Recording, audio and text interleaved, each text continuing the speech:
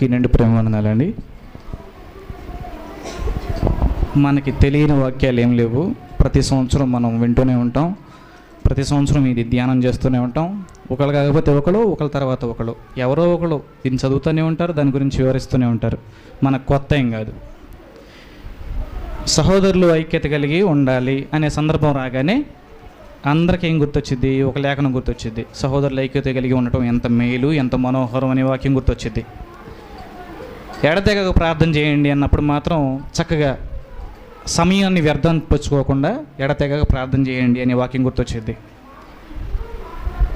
సువార్త పంచండి అన్నప్పుడు మాత్రం దానికి ఒక లేఖనం గుర్తొచ్చింది. దేనికి తెలియని వాళ్ళు ఎవరు లేరు, కొత్తగా నేర్చుకునేది ఏం లేదు. మనం కొత్తగా నేర్చుకుంటానికి కూడా ఏం లేదు, అన్నీ తెలిసిన వాక్యాలే కదా. కాబట్టి అయ్యగారు పోయిన వారం అన్నట్లు ప్రతి సంవత్సరం మనకి శుభ శుక్రవారం వస్తుంది. అలాగే నెలకు 4 ఆదివారాలు, 365 రోజులు. నెలకు 4 ఆదివారాల్లో 365 రోజులకు గాను 48 ఆదివారాలు వస్తాయి. 52 ఆదివారాలు 52 ఆదివారాలు. దాంట్లో మళ్ళీ ఇంకొక 4 పండగలు, స్పెషల్ ఈవెంట్స్, ఆల్ నైట్లు, శనివారాలు. అందులో శనివారాలు కూడా మనకి అన్నీ నేర్చుకుంటున్నాం. అయ్యగారేమో మరి 4 ఆదివారాల్లో ఏం నేర్చుకున్నారు మీరు అని చెప్పి పోయినసారి క్వశ్చన్ వేశాడు. ఈ లెక్కన 52 ఆదివారాల్లో ఎన్ని నేర్చుకోవాలి, ఒక రోజుకి ఎన్ని నేర్చుకోవాలి, శనివారం ఎన్ని నేర్చుకోవాలి, ఆల్ నైట్లకి ఎన్ని నేర్చుకోవాలి కదా. కౌంట్ చేసుకుంటూ పోతే మనం అనేకమైన విషయాలు నేర్చుకోవాలి. అలాగే నాకు ఇచ్చిన బాధ్యత ప్రకారం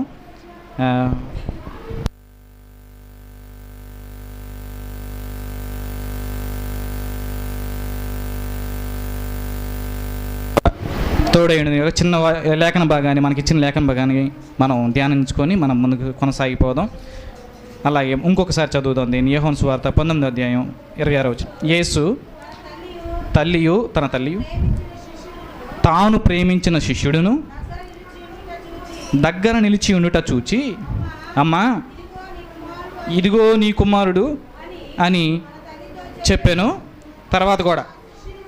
తర్వాత తన శిష్యుని చూసి ఇదిగో నీ తల్లి అని చెప్పాను. ఆ గడియ నుండి ఆ శిష్యుడు ఆమెను తన ఇంట చేర్చుకోనేను. చాలమ్మా చాలు. నేను చిన్న ప్రార్థన చేస్తాను. పరిశుద్ధుడా, ప్రేమగల తండ్రి, మీకు వందనాలు. అల్పుడను, అయోగ్యుడును, జ్ఞానహీనుణ్ణి అయ్యా, నన్ను క్షమించు, మన్నించు తండ్రి. నా ప్రార్థన మన్నించు. నాతో మాతో అందరితో మాట్లాడు. నా వలన తండ్రి మీ సమయాన్ని వ్యర్థం కాకుండా తండ్రి నన్ను వాడుకో యేసయ్యా. నన్ను మరుగునపరిచి నువ్వే ముందుండి మాట్లాడు. నా జ్ఞానం ఎంతో, నా ఆరోగ్యం ఎంతో, నా బలం ఎంతో, నా శక్తి ఎంతో మీకు తెలుసు. మీ ముందు నేను అల్పుడను, అయోగ్యుడను తండ్రి. నన్ను క్షమించి మన్నించి మీరే ముందుండి మాట్లాడి నాతో మాతో అందరితో మీరు మాట్లాడి మీ నామానికి మహిమ పొందమని, మాకు కావాల్సిన ఈ ఆత్మీయ ఆహారాన్ని మాకు దయచేయమని యేసయ్య పరిశుద్ధ నామములోనే అడిగి వేడుకుని ప్రార్థిస్తున్నాను మా తండ్రి. ఆమేన్.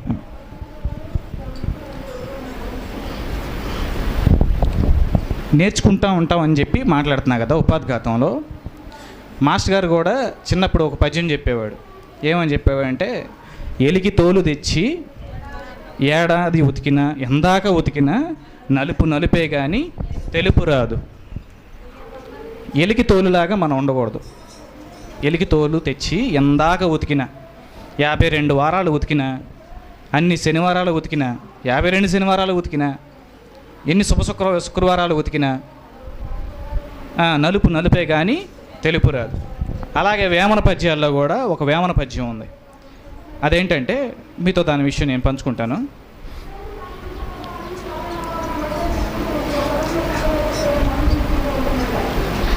పద్యం ఏంటంటే చాలా కఠినంగా ఉండిద్ది. ఆయన అంత కఠినంగా ఎట్లా రాశాడు మరి నాకు అర్థం కాలేదు ఆ పద్యాన్ని.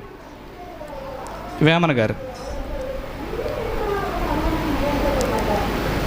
చదువుతారు ఒకసారి. పట్టు పట్ట నేల, పట్టి విడుచట నేల, చచ్చుటే మేలు.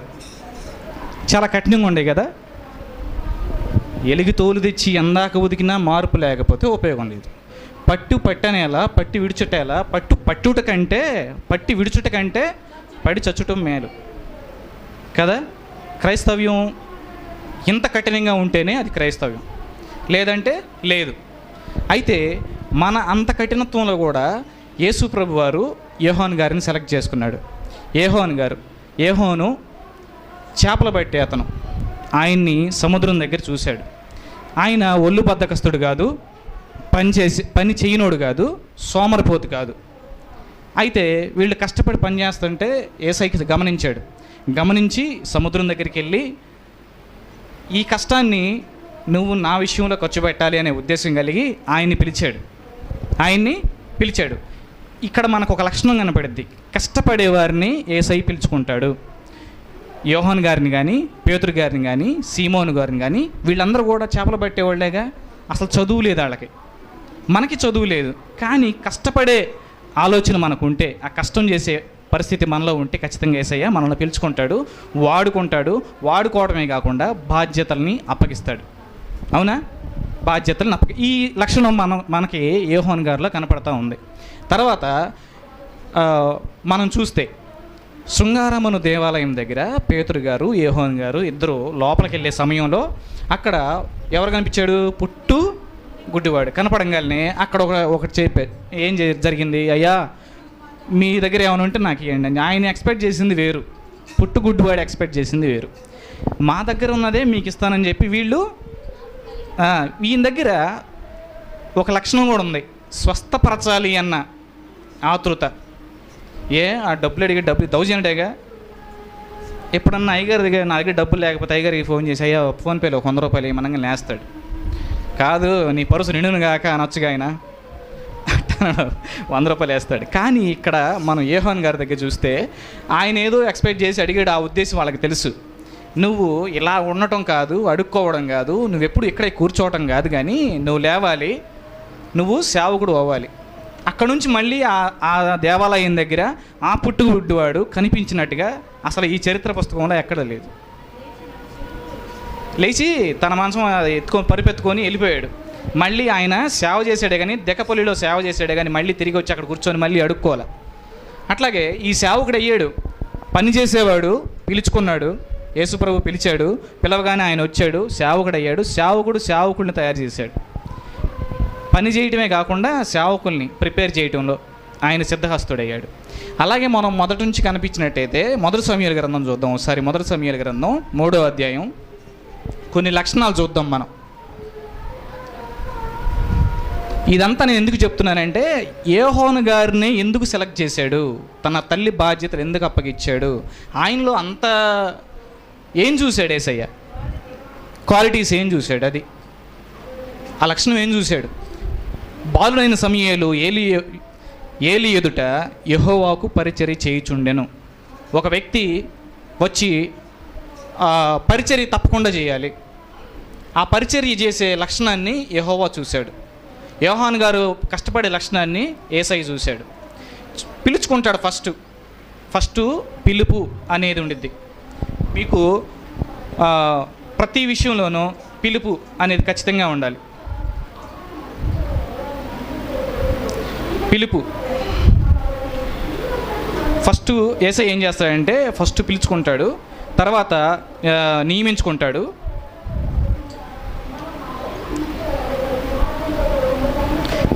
చూశారు కదా సమూయేలు గ్రంథం, ఎంతలోకి తీస్తాను. సమూయేలు గ్రంథం తర్వాత 4వ వచనం చూడండి. యెహోవా సమూయేలుని పిలిచెను, అతడు చెప్పి పోయి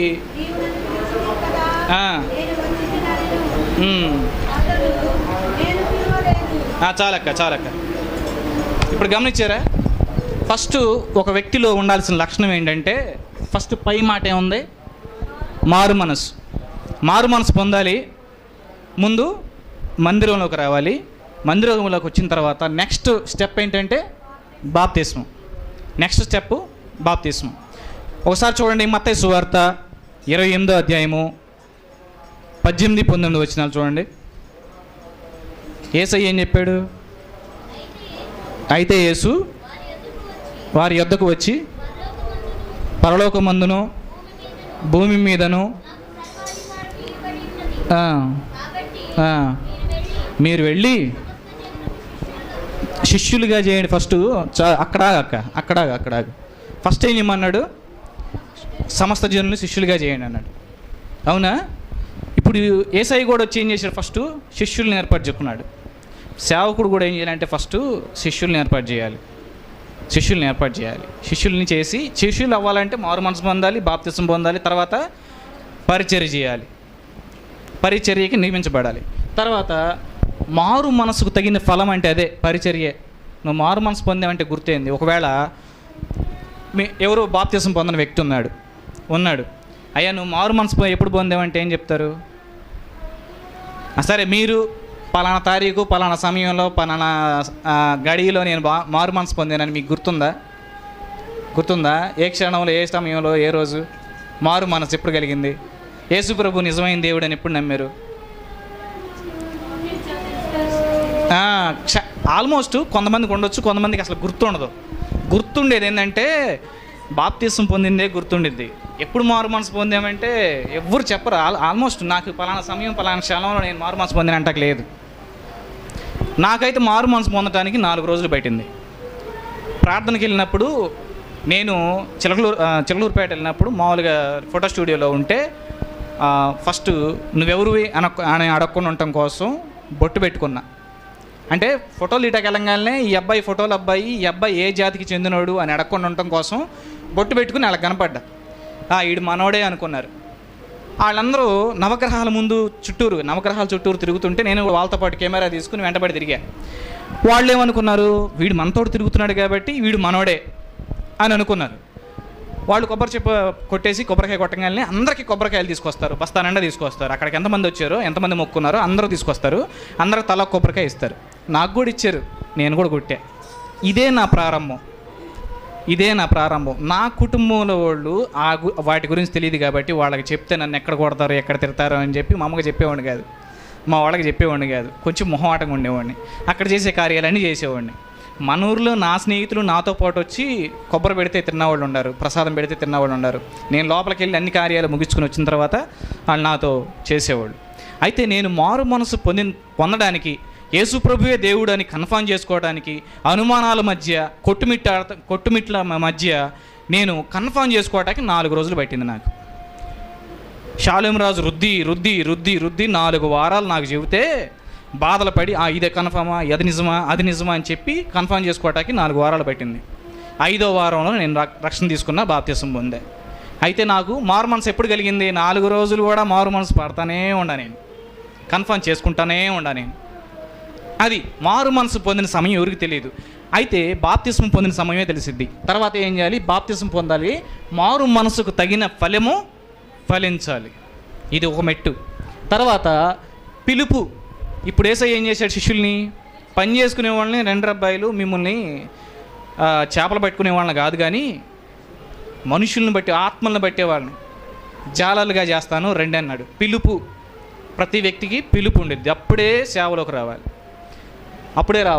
తర్వాత అభిషేకం. చంటిబాబు గారు ఎప్పుడన్నా అభిషేకం పొందకముందు ఎవరికన్నా బాప్తిసం ఇచ్చాడా? మీకు తెలిసి మీరు పూర్వం నుంచి ఉన్నారు కదా. అభిషేకం పొందకముందు ఎవరికన్నా బాప్తిసం ఇచ్చాడా? ఎందుకు? అది నియమం, పునాది. కాబట్టి ఆ లక్షణం అభిషేకించబడిన తర్వాత పంపబడడం. ఒక దైవజనుడి దగ్గర ఎదగాలి.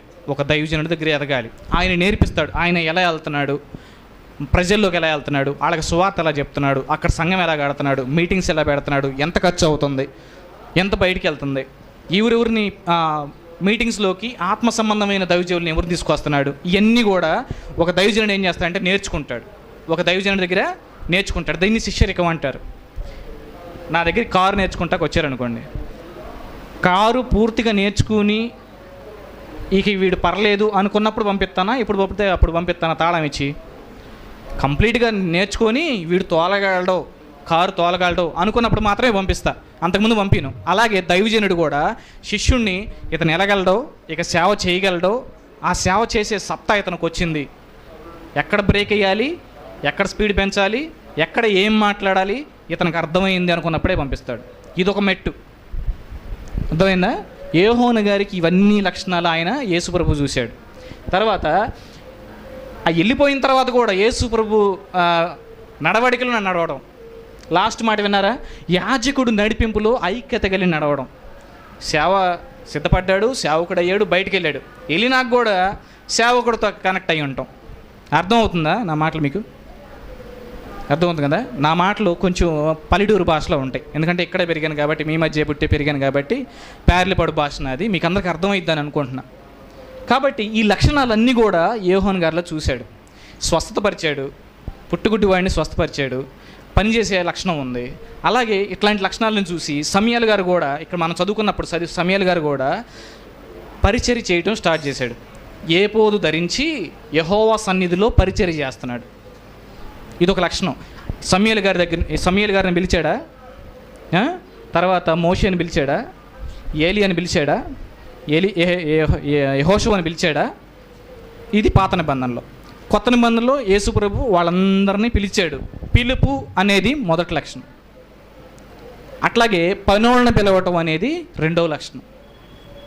పంచేయనోళ్ళని, సోమరపోతోళ్ళని వాళ్ళని యేసుప్రభు పిలవడు. అట్లాగే ఈ లక్షణాలన్నీ యోహానులో చూశాడు. నా తల్లిని ఇతను చూసుకుంటాడా లేదా? ఈ రోజుల్లో పరిస్థితులు ఎలా ఉన్నాయంటే, ఈ రోజుల్లో పరిస్థితులు, ఒక అమ్మ ఉంది, ఆమెకు ఆల్రెడీ ఆరోగ్యం బాగోకపోతే వాళ్ళు ఏం చేస్తున్నారంటే వెళ్ళి భూమిలో గుంట తవ్వేసి గుంటలో పాతి పెట్టేసేద్దాం బతికొండగానే అనుకుంటున్నారు. ఇప్పుడు తల్లిని అలా చూస్తున్నారు. అనాథ శరణాలయాలు, ఆమెకు ఆరోగ్యం ఆల్రెడీ బాగోల, కాళ్ళు పడిపోయినాయి, చేతులు పడిపోయినాయి, వాళ్ళ తల్లే. ఇక పూర్వం సాలీలు ఉంటారుగా, మగ్గం నేర్చేవాళ్ళు, వాళ్ళు ముసలోళ్ళు అయిపోగానే అట్ట పాతి పెట్టేవాళ్ళు, మెడ వరకు పాతి పెట్టేవాళ్ళు, చనిపోగానే పూర్తి చేసేవాళ్ళు. అర్థమైందా? తల్లుల కోసం, అమ్మల కోసం ఈ రోజుల్లో ఏం జరుగుతున్నాయి అంటే అనాథ శరణాలయాలు, వృద్ధాశ్రమాలు ఇవి జరుగుతున్నాయి. అయితే బైబిల్లో మనం చూసినట్లయితే ఇప్పటిదాకా కూడా చరిత్రలో ఎక్కడ కూడా మరియమ్మ తల్లిని ఆయన చనిపోయిన దాకా ఒకలాగా, చనిపోయినాక యేసుప్రభు వెళ్ళిపోయిన తర్వాత ఒకలాగా అమ్మని చూడలా. ఆమెను ఎప్పుడు ఒకలాగే చూశాడు. కాబట్టి ఆయనలో ఆ లక్షణాలు ఆయన చూశాడు. అయితే మనం ఒక మనుషులకి ఎట్లాంటి లక్షణాలు ఉంటాయంటే, నేను కారు వెళ్తుంది అనుకోండి, నా కారు బండి ఇలా వెళ్తూ ఉండిద్ది, ఒక రేంజ్లో వెళ్తూ ఉండిద్ది. నేను అవతల నుంచి కొంచెం వాడిని దాటి కొంచెం స్పీడ్గా వెళ్తున్నా. నేను వెళ్ళేటప్పుడు యువతలోడికి ఎక్కడ లేని కోపం వచ్చింది. ఈడెవుడు నాకన్నా స్పీడ్ వెళ్తున్నాడు, ఆడు నా బామర్ది కాదు, నాకు పిల్లనిచ్చిన మామ కాదు, నా ఫ్రెండ్ కాదు, నాకు ఏ కోపం లేదు, ఏ పగ ప్రతీకారం లేదు. కానీ కేవలం నేను ముందెళ్తుంటే నాకన్నాడు ముందెళ్తున్నాడు అన్న ఇగో అప్పటికప్పుడే హృదయంలో నుంచి వచ్చేసింది. నిజంగా రోడ్ల మీద జరుగుతుంది ఇదే. ఒక బైక్ వేసుకుని వెళ్తున్నాడంటే పక్కన ఇంకో బైక్ కూడా దాడుతున్నాడంటే ఆడు వీడేంది నాకన్నా ముందు వెళ్తున్నాడని చెప్పి వీడి ముందు స్పీడ్ స్టార్ట్ అవుతాడు. హృదయంలో ఎక్కడి నుంచో రాదండి కుళ్ళు, హృదయంలోకి ఎక్కడి నుంచో రాదు. ఆల్రెడీ మనలో నివాసం ఉంటుంది కుళ్ళు, మనలో నివాసం ఉంటుంది. ద్వేషభావం వచ్చేస్తుంది, మనిషిని ఓర్చుకోలేకపోతున్నాడు. ఇప్పుడు ప్రవీణ్ పగడాల్ గారు ఏం చేశారు, 1815 నుంచి కూడా ఈ దేశంలో ఏం జరుగుతుంది, ఈ దేశంలో బాల్య వివాహాల గురించి, సతీ సహగమనం గురించి, ఆడవాళ్ళు చదువుకోకూడదని, ఆడవాళ్ళు పై వస్త్రం ధరించకూడదని, బిడ్డకు పాలిచ్చే వృక్షజాలు అవి ఎక్కువగా బరువుగా ఉంటే ఎంత బరువు ఉందో అంత బరువుకి బిల్లు కట్టాలని, ఈ చరిత్ర అంతా చదువుకోకుండా, బ్యాంకులకు వెళ్లకుండా, మూతికి ముంత కట్టుకోవాలని, ముడ్డికి చీపురు కట్టుకోవాలని, ఇంత వివక్ష జరుగుతుంది ఈ భారతదేశంలో అని ఒక ఫైల్ తయారు చేశాడు. ఫైల్ తయారు చేసిన తర్వాత ఇప్పుడు 9 రాష్ట్రాల్లో, ఆల్రెడీ 9 రాష్ట్రాల్లో యాంటీ క్రిస్టియన్ అంటే ఒక క్రిస్టియన్ అవటానికి లేదు, మత మార్పిడి జరగటానికి లేదు, కన్వర్షన్ బిల్లు జరిగింది. ఈ కన్వర్షన్ బిల్లు ఆగాలి అనే ఉద్దేశంతో కోర్టులో కేసేసాడు. అది 16వ తారీఖున హీరింగ్ జరిగింది. అయితే ఒకవేళ ఇవన్నీ సేకరించిన ఆయన, ఈ కోర్టు ఈ అన్నీ బలంగా ఉన్నాయి, దీన్ని సేకరించిన ఆయన అప్లై చేస్తే ఈయన గెలుస్తాడు. ఇప్పటిదాకా జరిగిందంతా ఆగిపోయింది. ఇప్పటిదాకా వాళ్ళు ఏం జరిగించారంటే 9 రాష్ట్రాల్లో 820 మంది సేవకుల్ని జైల్లో వేశారు. ఇప్పుడు జైల్లో ఉన్నారు.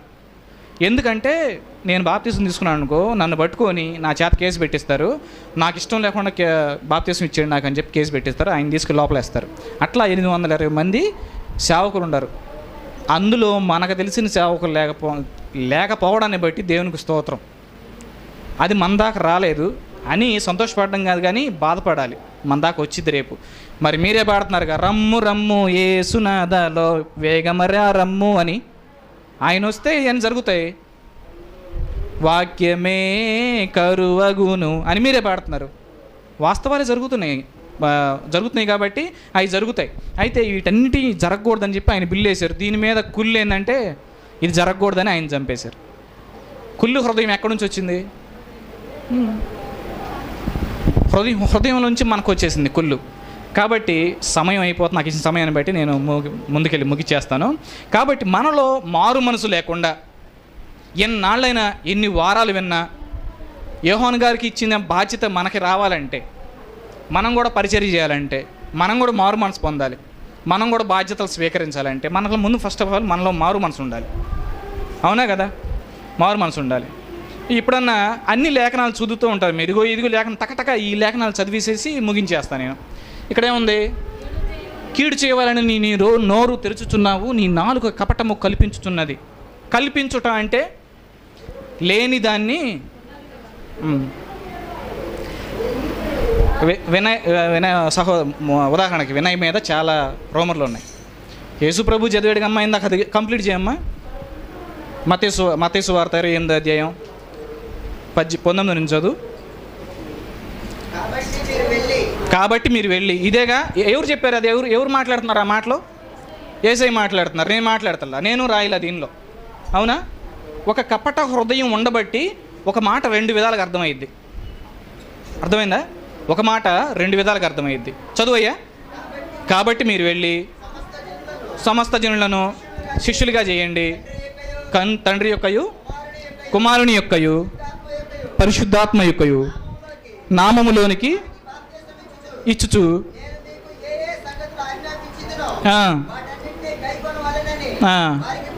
చాలు. ఇదేగా మనం అందరం చెబుతుంది. అది వినయ్ చెప్తే ఒకట, చంటి చెబితే ఒకట, చంటిబాబు గారు చెప్తే ఒకట, షాలేం రాజు గారు చెప్తే ఒకట. మేము ముగ్గురం ఎక్కడి నుంచి తీసుకున్నాం? బైబిల్ నుంచి. అది ఎవరు మాట్లాడారు అంటే వ్యక్తి మీద ఒక అభిప్రాయం ఉండటం బట్టి ఆ వ్యక్తి మీదకి ద్వేషం వచ్చి వాక్యాన్ని అంగీకరించలేకపోతున్నాం మనం. అర్థమైంది ఈ మాట? వ్యక్తి మీద ఒక అభిప్రాయం ఉంది, ఆ అభిప్రాయం ఉన్న వ్యక్తి ఏది చెప్పినా చెడుగానే కనపడుద్ది. అర్థమైందా? నేను ఒక మాట చెప్తాను మీకు, సరదాగా ఏమనుకోవద్దు. చంటి పరలోకం తీసుకెళ్ళాడు, ఇదొక మాట. చంటి పరలోకం తీసుకెళ్తాడు. 2 మాటలు చెప్పా, తీసుకెళ్ళాడు, తీసుకెళ్తాడు. ఏది కరెక్టు? చంటిబాబు గారు పరలోకం తీసుకెళ్తాడు, చంటిబాబు గారు పరలోకం తీసుకెళ్ళాడు. వాక్యం చెప్పి బోధించి మారు మనసు ఇచ్చి మారు మనసు వచ్చేలాగా చేసి ఆయన కష్టం ఆయన చేసి పరలోకం తీసుకెళ్తాడు. ఆయన ఒక సాధనం. కర్లపాలెం వెళ్ళడానికి మనం ఆటో ఎక్కెళ్తాం, అది ఒక సాధనం. అట్లాగే ఆయన్నే సాధనంగా వాడుకుంటున్నాడు. చంటి పరలోకం తీసుకెళ్ళాడు. ఇది ఎలా? ఆయన బలవల ఆయనకి అది కారణం కాదు, ఇది ఇంకో కోణం. 2 కోణాలు, ఒకే మాట 2 కోణాలు. అర్థం చేసుకునే దాన్ని బట్టి ఉంటుంది కదా. అయితే మనకు రావాల్సిన మారు మనసు చాలా ఉంది. 52 వారాలు, 52 శనివారాలు, 2 శుక్రవారాలు, 2 క్రిస్మస్ పండుగలు, 2 ఈస్టర్ పండుగలు కదా. ఎక్కడ మన మారు మనసు ఎక్కడ మనకి వచ్చిందా? తిమోతికి రాసిన పత్రిక చూడండి. తిమోతికి రాసిన పత్రిక 3వ అధ్యాయము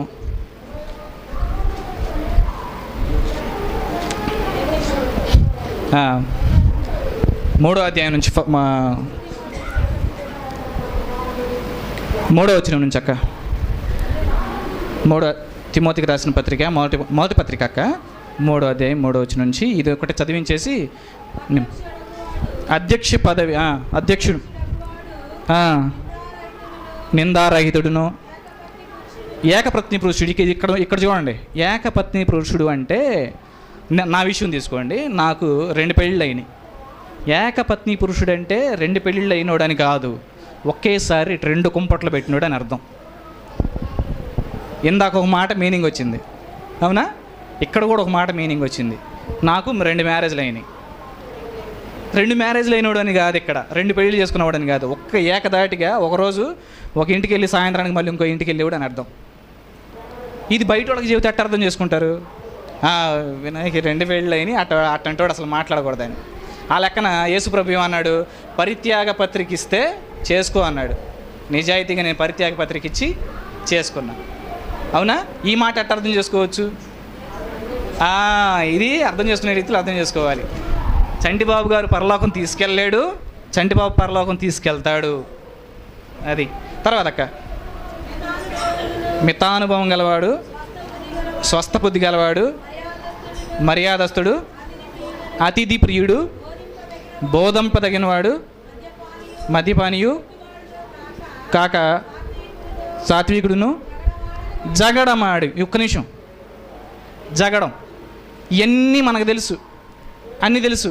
అస్సలు ప్రతి సందర్భంలో మనకు ఒక వాక్యం గుర్తొచ్చేది. ఇన్ని సంవత్సరాలు వింటున్నాం కదా, ప్రతి సందర్భంలో మనకు ఒక వాక్యం గుర్తొచ్చేది. ఇది కూడా మన హృదయంలో పెట్టుకోవాలి. జగడం ఆడకూడదు. ఫస్ట్ ఆఫ్ ఆల్ కూర్చొని పర్టికులర్గా మాట్లాడాలి, సమాధానంగా మాట్లాడుకోవాలి, జగడం ఆడకూడదు. ఇది నువ్వు పాటించలేదంటే నీ చిన్నప్పటి నుంచి నువ్వు చర్చికి రావడం వేస్ట్. ఇందాక వేమని చెప్పాడు, ఏం చెప్పాడు? పట్టు పట్టనేలా పట్టు విడుచుటేలా, పట్టి విడుచుట కంటే పడి చావడం మంచిదని. నేను వ్యక్తిగతంగా చెప్తా, బజార్లో నుంచోబెట్టి నన్ను కొట్టి, కాళ్ళు చేతులు కొట్టి, తలకాయ పగల కొట్టి, గుండు చేసి బొట్లు పెట్టి గాడిద మీద ఊరేగించిన కొన ప్రాణం ఉందనుకో, ఆఖరి కొన ప్రాణం ఉందనుకో, ఆ కొన ప్రాణాన్ని బట్టి నేను సత్యం ప్రకటిస్తా, సువార్త బోధిస్తా. నేను చావు బతుకుల్లో కొన ప్రాణం ఉండగాని ఈ పద్యాన్ని నేను పాటిస్తా. పట్టుటేలా పట్టు విడిచిటేలా నేను విడవను, పట్టును విడిచిపెట్టే కన్నా పడి చచ్చుటే మేలు. అట్లా ఉండాలి క్రైస్తవ్యం. ఈ లేఖనం, ఈ వాక్యం మన జీవితాల్లో దేవుడు నెలకొల్పునుగాక. ఆమేన్. జగడం ఆడకూడదు. అలాగే ఇదే లేఖనం మళ్ళీ తీతుకు రాసిన పత్రిక 1వ అధ్యాయం 6వ వచనంలో ఉంచండి.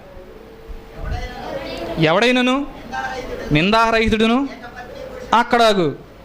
ఒకే మాట 2 సార్లు మాట్లాడా. మళ్ళీ ఏకపత్ని పురుషుడు అంటే 2 కుంపట్లు పెట్టేవాడు కాదు. ఒకే రోజు ఉదయం ఒక ఇంట్లోకి, సాయంత్రం ఒక ఇంట్లోకి వెళ్ళేవాడు కాదు. అట్లని కదా అర్థం. ఒక్క భార్యతోనే ఉండేవాడు అని అర్థం. 2 పెళ్ళైనా ఎప్పుడు ఒక్కదానితోనే ఉండేవాడు అని అర్థం. తర్వాత నెక్స్ట్ చూడు, దుర్వ్యాపార విషయంలో నేరాలు మోపకూడదు. మనం ఏ వ్యాపారం అయినా కావచ్చు, మామూలు మాటల విషయాలైనా కావచ్చు, దేంట్లోనైనా మనం నేరం మోపకూడదు. ఉన్న మాటను ఉన్నట్టే చెప్పాలి, లేని మాటలు లేనట్టే చెప్పాలి. దాన్ని కల్పించి చెప్పేవంటే కళ్ళలాడు నాలుక, నాకు కొంచెం నత్తి ఉందిలే, కళ్ళలాడు నాలుక యెహోవాకి హేయము అంటే పెంట అని అర్థం. పచ్చిగా చెప్తున్నా. ఆ నాలుకను చూస్తే, ఆ వ్యక్తిని చూస్తే యెహోవాకంట పెంటను చూసినట్టు ఉండిద్దంట. మనం అట్లా కనపడతాం యేసయ్యకి. ఉన్నది ఉన్నట్లే మాట్లాడాలి, లేనిది లేనట్లే మాట్లాడే. తర్వాత ఈ లక్షణాలన్నీ మనం లేకపోతే యేసయ్య మనకి బాధ్యతను అప్పచెప్పాడు. ఇది చూసే యోహానికి ఏం అప్పచెప్పాడు? తన తల్లి బాధ్యతను అప్పచెప్పాడు. మళ్ళీ ఎప్పుడు కూడా ఆయన విషయంలో, ఆయన జీవితంలో రిమార్క్ రాల. ఆయన యోహాను సువార్త రాశాడు, 1 యోహాను, 2 యోహాను, 3 యోహాను, ప్రకటన గ్రంథం రాశాడు. ఎంత గొప్పడైతే రాశాడు. ఆయన జీవిత చరిత్ర చూస్తే ఎక్కడ కూడా మనకు ఆయన రిమార్క్ కనపడదు. యోహాను సువార్త 1వ అధ్యాయం 1వ వచనంలో ఆయన యేసు ప్రభు దేవుడు అనటానికి రుజువులు ఇచ్చాడు. ఎంత జ్ఞానం, అంత జ్ఞానం ఇంకా ఆల్మోస్ట్ చాలామంది ఇచ్చారు. పేతురు గారు రోమిలికి రాసిన పత్రికలో 9:9లో పితరులు వీరి వారి శరీరమును బట్టి ఈయన ఆయనలో పుట్టాడని చెప్పి లేఖనం ఇచ్చాడు. యోహాను గారు మాత్రం పర్టికులర్గా యేసుక్రీస్తు దేవుడు అనే మాటలో ఆయన చెప్పాడు. ఒక్కసారి ఈ ఒక్క లేఖనం చదివేసి నేను ముగిచ్చేస్తా.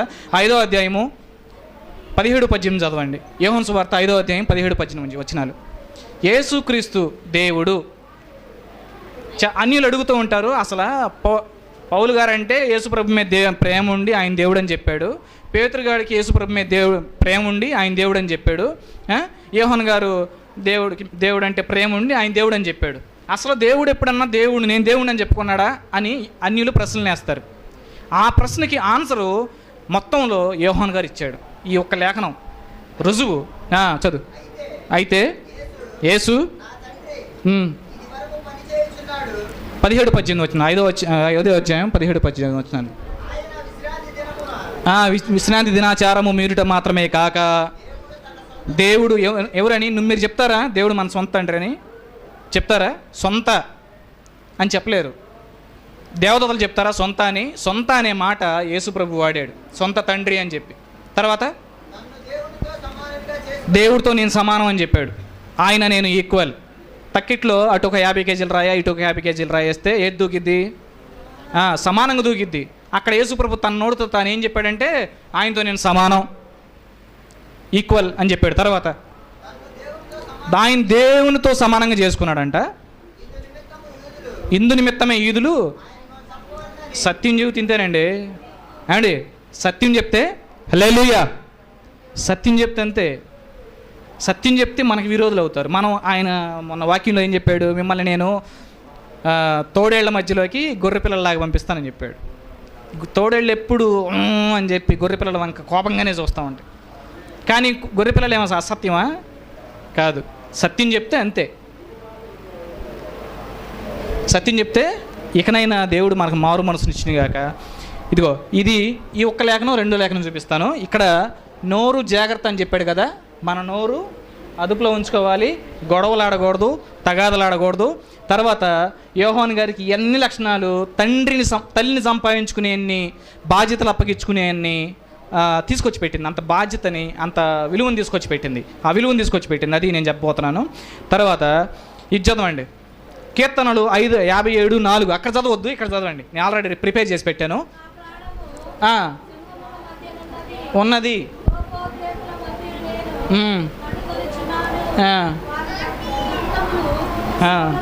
సోలములు వాడిగల కత్తి. నాలుక జాగ్రత్తగా లేకపోతే అది కత్తి అంట. జీవితాలు నాశనం చేసిద్ది, ప్రాణాలు తీసేసిద్ది. జీవితాలు నాశనం చేసేసిద్ది, ప్రాణాలు తీసేసి సోదరుల మధ్య ఐక్యతని. తర్వాత ఇది కీర్తనలు 64:8 ఉంది. వారు కూలెదరు, వారు కూలుటకు వారి నాలుకే కారణం. చాలు అక్క, అసలు మ్యాటర్ చాలు. వారి నాలుకే కారణం. తర్వాత కీర్తనలు 73:9 ఏముంది? ఆకాశము తట్టు వారు ముఖమెత్తుదురు, వారి నాలుక భూసంచారం చేసిద్ది. భూసంచారం అంటే అది సంచరిస్తూ ఉండిద్ది, అంతే, తిరగతా ఉండిద్ది. తర్వాత కీర్తనలు 52:2 మోసం చేయువాడా వాడిగల మంగళ కత్తి వలె నీ నాలుక నాశనము చేయును ఉద్దేశించున్నది. వాడిగల మంగళ కత్తి పేక్ కోసినా దిగిపోద్ది, చాలా స్మూత్గా ఉంటుంది. నీ నాలుక నాశనం చేయడానికి ఉద్దేశించుంది కదా. ఇది ఒక్కటి చదవండి అయిపోయిద్ది. యాకోబు చేనేరడు,